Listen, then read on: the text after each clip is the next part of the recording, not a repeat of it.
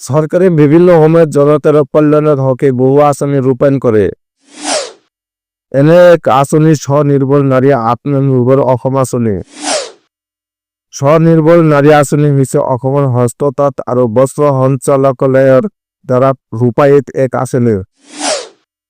ই খিলঞ্জীয়া শিপিনীসকলক সহায় কৰাৰ লগতে তেওঁলোকৰ পৰম্পৰাগত হাতেৰে বোৱা সামগ্ৰীসমূহ প্ৰচাৰ কৰাত সহায় কৰে। এই আঁচনিয়ে কোনো মধ্যভোগীৰ সৈতে জড়িত নোহোৱাকৈ শিপিনীসকলৰ পৰা প্ৰত্যক্ষ ক্ৰয় নিশ্চিত কৰে, যাৰ ফলত তেওঁলোকে ন্যায্য বজাৰ প্ৰৱেশ কৰিব পাৰে। এই আঁচনিৰ বাবে যোগ্য শিপিনীসকল স্বনিৰ্ভৰ.assam.gov.in নামৰ ৱেব পৰ্টেলৰ দ্বাৰা আবেদন কৰিব পাৰে। মধ্যভোগীক নিৰ্মূল কৰি থলুৱা শিপিনীসকলক সবলীকৰণ কৰা আৰু ন্যায্য বজাৰ প্ৰৱেশ নিশ্চিত কৰা। প্ৰত্যক্ষ ক্ৰয় আৰু অনলাইন পেমেণ্টৰ জৰিয়তে শিপিনীসকলৰ বাবে উন্নত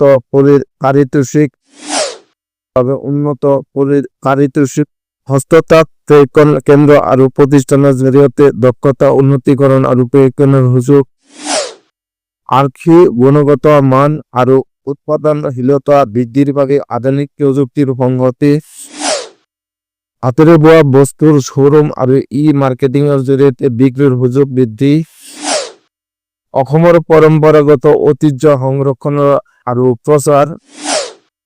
হিতাধিকাৰী অসমৰ বাসিন্দা হ'ব লাগিব। শিপিনীগৰাকীৰ ঘৰত তাঁত শাল থাকিব লাগিব। বৈধ বেংক একাউণ্ট থাকিব লাগিব। শিপিনীগৰাকীৰ হাতত directorate of handloom and textile আছামে জাৰি কৰা পাছবুক থাকিব লাগিব। অসমৰ খিলঞ্জীয়া শিপিনীসকলক আবেদন কৰিব আহ্বান জনোৱা হৈছে। বিভাগীয় কৰ্তৃপক্ষে এই সন্দৰ্ভত পৰীক্ষা কৰি চাব।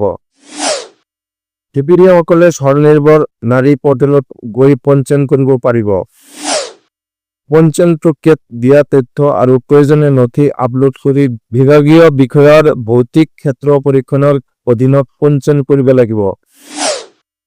পঞ্জীয়নৰ পাছত বিভাগীয় কৰ্তৃপক্ষে সকলো পৰীক্ষা কৰি যোগ্যতা বৈধতা প্ৰদান কৰিব। ভেৰিফিকেশ্যন হোৱাৰ পাছত বিষয়াসকলে পৰ্টেলত শিপিনীৰ পঞ্জীয়ন অনুমোদন দিব। শিপিনীসকলে নিৰ্ধাৰিত গুণগত মানদণ্ডৰ ভিত্তিত নিজৰ সামগ্ৰী দাখিল কৰি ক্ৰয় প্ৰক্ৰিয়াত অংশগ্ৰহণ কৰিব লাগিব।